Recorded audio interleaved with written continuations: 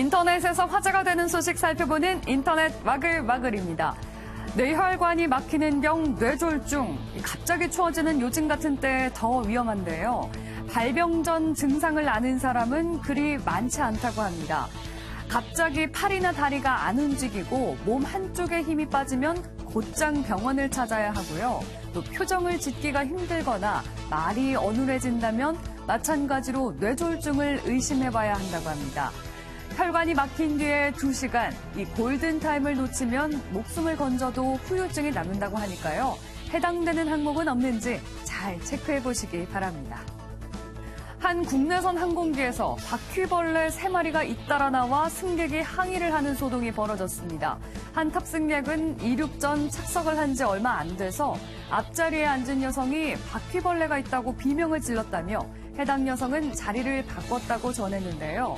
그러던 중 옆자리에서 바퀴벌레 2마리가 잇따라 나왔고 승무원이 살충제와 휴지를 이용해 바퀴벌레를 잡은 것으로 전했습니다. 항공사는 벌레가 승객의 짐 등을 통해 유입되는 경우도 있다면서 이후 방역 작업을 하고 고객에게 사과했다고 설명했습니다.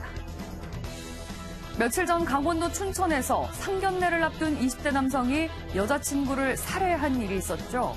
당시 혼수 문제로 다투다가 사건이 벌어진 것으로 알려졌는데 피해자의 유족이 사실과 다르다면서 억울함을 호소하고 나섰습니다.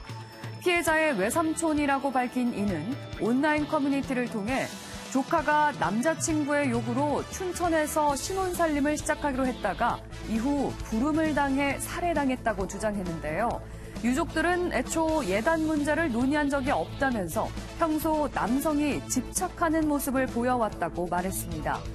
과연 어느 쪽의 말이 맞는 건지 경찰은 모든 가능성을 열어놓고 수사할 예정이라고 전했습니다.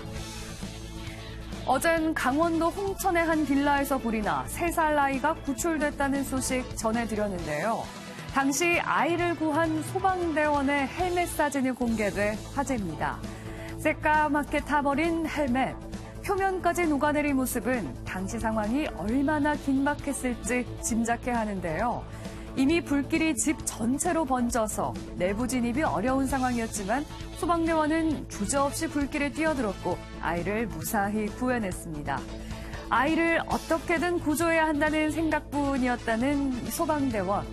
목숨을 건 헌신과 노고에 박수를 보냅니다. 인터넷 와글와글이었습니다.